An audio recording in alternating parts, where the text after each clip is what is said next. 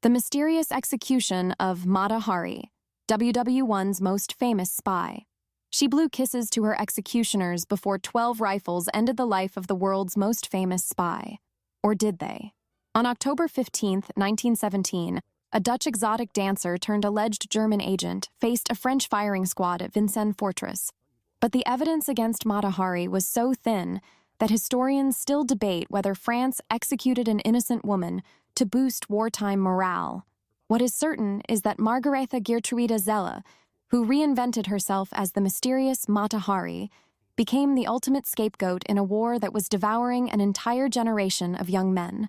Margaretha Geertruida Zelle was born on August 7, 1876, in the prosperous Dutch town of Leeuwarden to a successful hat merchant father and a mother who died when she was just 13.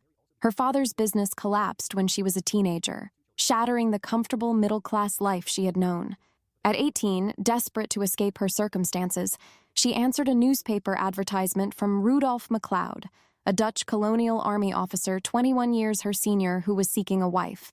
They married in 1895 and moved to the Dutch East Indies, where her husband's alcoholism and violence made her life miserable. The marriage produced 2 children, but little happiness. MacLeod was a brutal drunk who beat his wife regularly and openly kept Indonesian mistresses.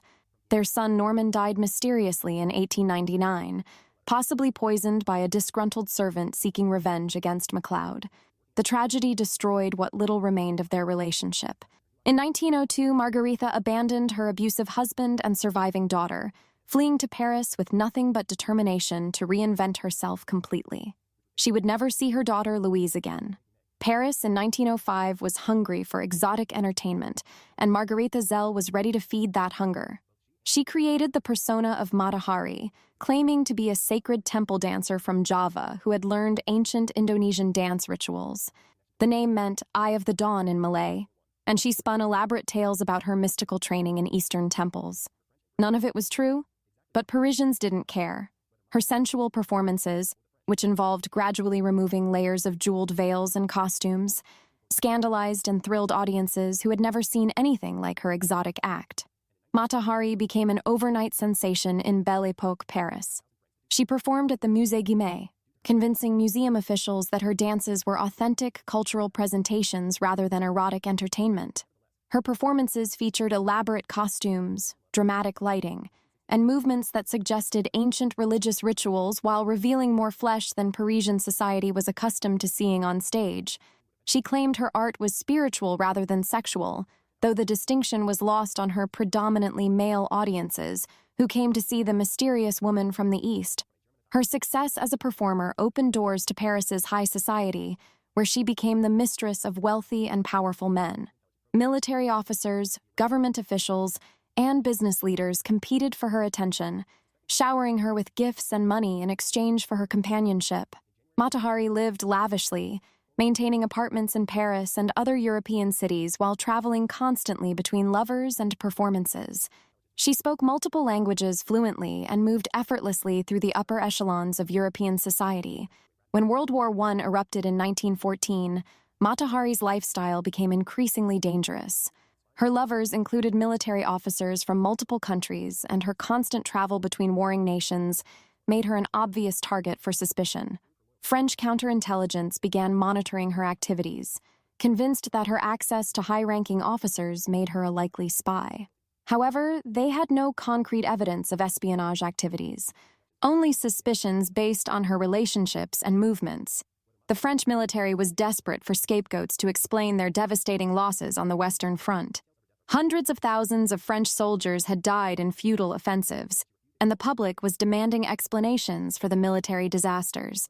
Blaming German spies was easier than admitting tactical incompetence, and Mata Hari's exotic persona and relationships with officers from multiple countries made her a perfect target. French intelligence began building a case against her based more on suspicion than evidence.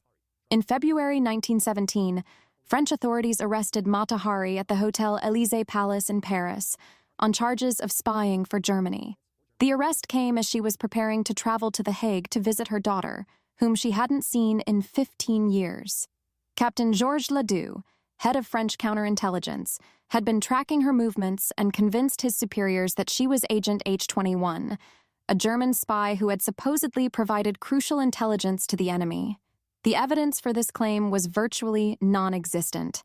The case against Mata Hari rested primarily on circumstantial evidence and accusations from questionable sources.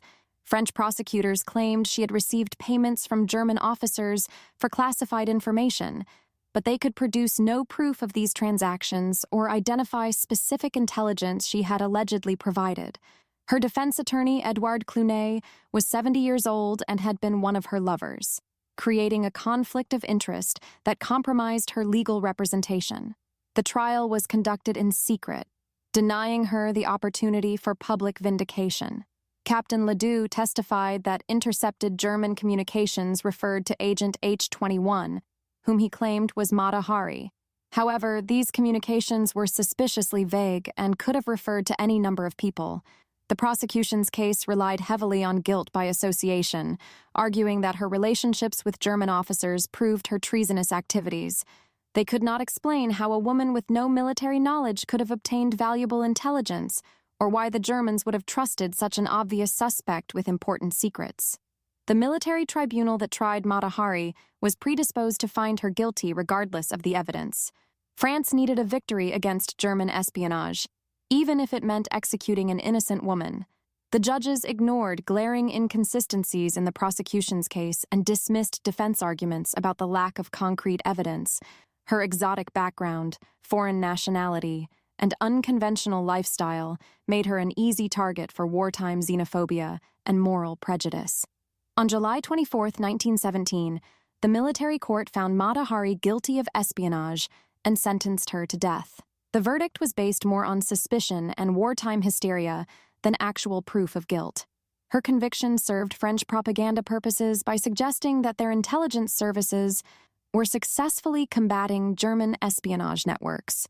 The death sentence was carried out, despite appeals from her defense attorney and diplomatic protests from the Netherlands, which maintained its neutrality throughout the war. Mata Hari spent her final months in Saint-Lazare prison, a grim facility that housed prostitutes, petty criminals, and political prisoners. Her cell was small and damp, a stark contrast to the luxurious hotels and apartments she had known as an exotic dancer and courtesan. She maintained her innocence throughout her imprisonment, insisting that she was guilty of nothing more than having lovers from different countries during wartime. Prison officials reported that she remained composed and dignified despite her desperate circumstances. On October 15, 1917, Mata Hari was taken from her cell at dawn and transported to the Château de Vincennes for execution. The fortress had been used for military executions throughout French history, and its stone walls had witnessed the deaths of countless prisoners over the centuries. She was offered a blindfold and the last rites of the Catholic Church, but refused both. Witnesses reported that she faced her executioners calmly, showing no signs of fear or remorse as the firing squad prepared to end her life. The execution itself became shrouded in legend and mythology. Witnesses claimed that Mata Hari blew kisses at her executioners and refused to be tied to the execution post, preferring to stand freely as she faced death. When the order to fire was given, 12 rifles discharged simultaneously, ending the life of the woman who had become synonymous with female espionage. An officer administered the traditional coup de grace with a pistol shot to the head to ensure she was dead. No one claimed Mata Hari's body after her execution, and she was buried in an unmarked grave in a pauper's cemetery outside Paris. The French government had achieved its propaganda victory by executing a supposed German spy, but serious questions about her guilt persisted long after her death. Modern historians examining the case have found no credible evidence that she was actually engaged in espionage activities, suggesting that France executed an innocent woman to satisfy public demands for action against enemy agents.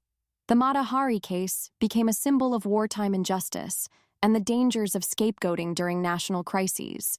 Her execution demonstrated how fear and paranoia could overwhelm legal protections and due process, leading to tragic consequences for individuals caught in the machinery of war.